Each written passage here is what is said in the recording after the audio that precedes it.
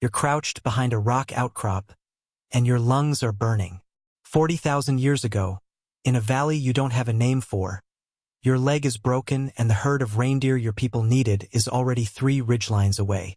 Somewhere behind you, footsteps are getting louder. One person stayed behind. And that single decision is about to break every rule evolution ever taught you. Everything you've been told about survival of the fittest wants you to believe that person kept walking. That the smart move, the only move, was to leave the injured one behind and save the group. That's what nature does, right? The weak get left.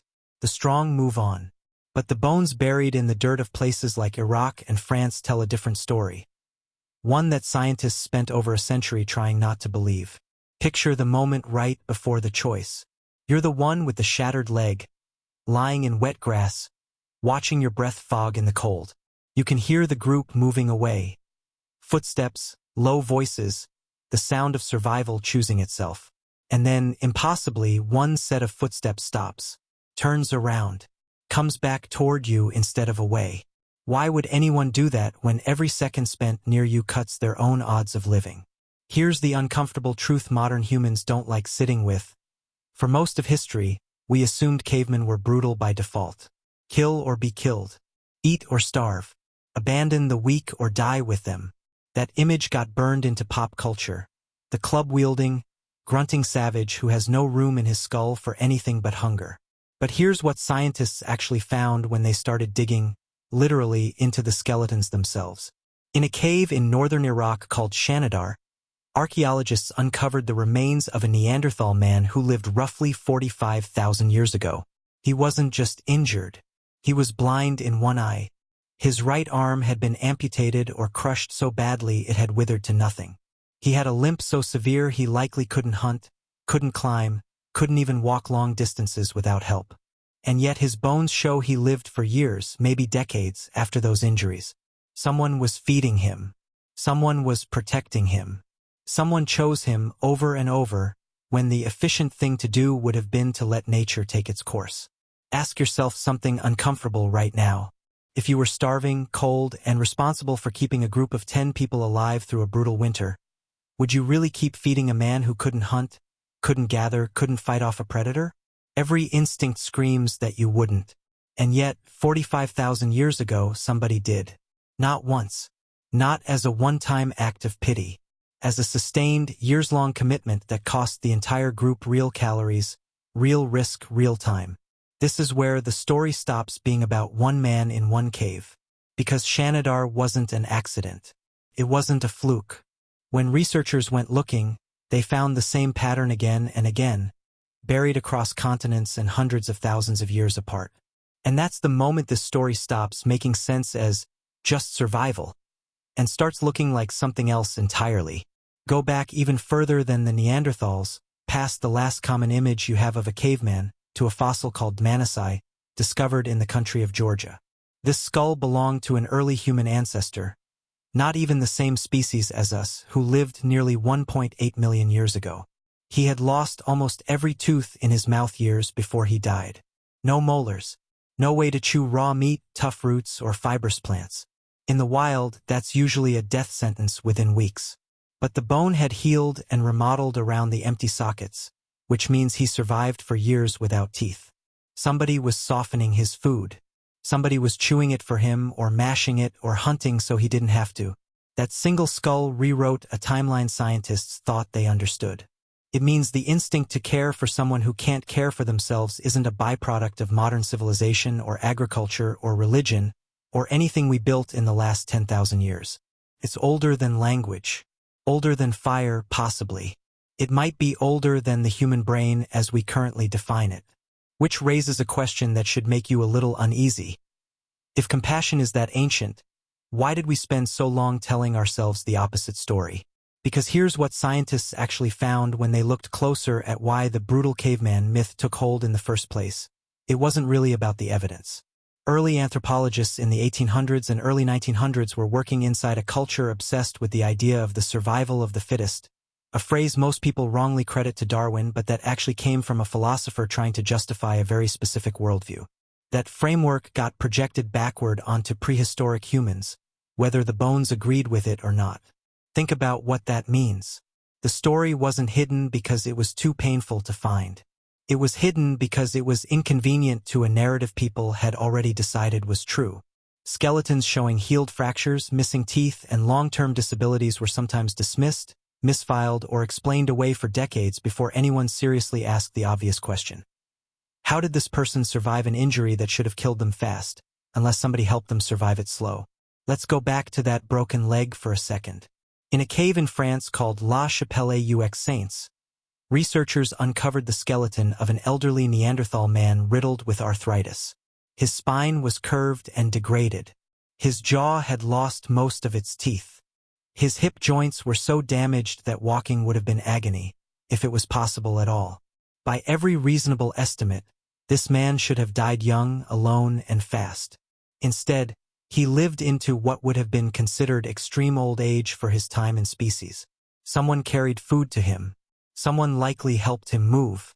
Someone decided, day after day, that keeping him alive mattered more than the resources it cost. This is where the pattern interrupt hits, and it should. Because right now, your brain is probably doing the thing brains do, filing this away as nice ancient history fact and moving on. But stop for a second and think about what you just heard. A species we once called subhuman, primitive, barely more than animals was running a full-scale care economy for its disabled and elderly members.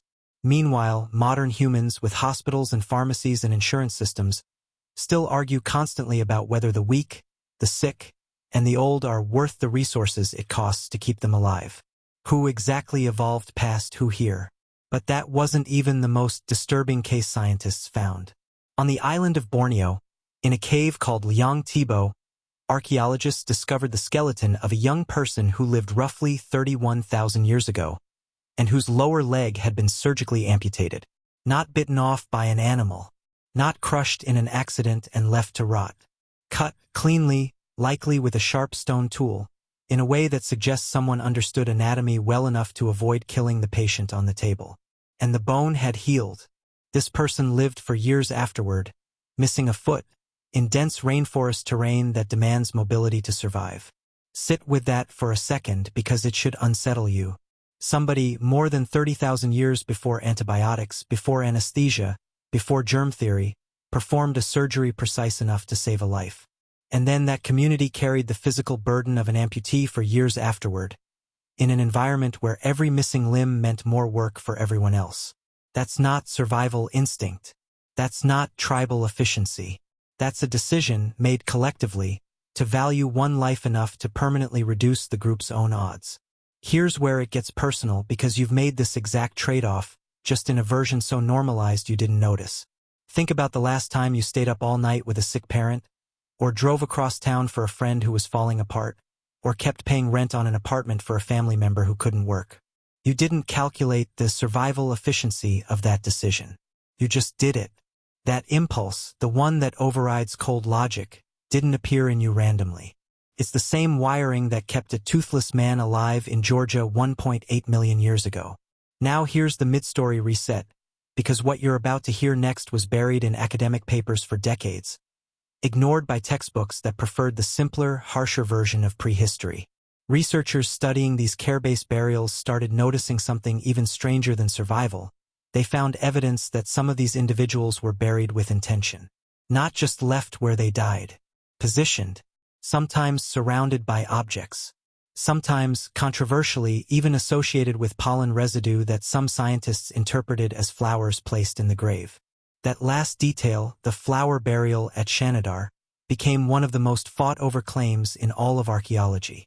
Some researchers argued it proved Neanderthals grieved, ritualized death, and honored their dead with the same emotional weight modern humans do.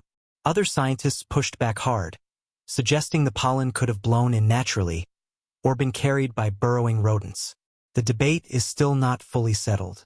But notice what's actually being argued about here, not whether care existed, because the healed bones already prove that beyond doubt. The argument is about how far that care extended. Did it stop at keeping someone alive? Or did it continue all the way to how they were remembered after they died? Think about how strange that is. We're not debating whether Neanderthals were capable of basic survival cooperation anymore, that's settled. We're debating whether they cried. Whether they marked graves the way you might visit one. Whether, 45,000 years ago, someone stood over a body and felt something recognizable as grief. And the fact that serious scientists are even asking that question should tell you how far the brutal caveman story has collapsed under the weight of the evidence. But here's what scientists actually found that complicates the warm, comforting version of this story, because not every act of prehistoric care ended in survival, and not every choice to stay behind was rewarded. At several sites, researchers have found individuals who were clearly cared for extensively, based on healed old injuries, but who ultimately died from a final wound that never had time to heal. That means somebody made the same choice. Stay, protect, feed, carry, and lost. The caregiver spent years, maybe a lifetime, keeping someone alive, only to watch it end anyway. And they likely did it again for the next person who needed it. That's the part that should really sit with you, because it strips away the easy narrative of compassion always pays off. Sometimes it didn't.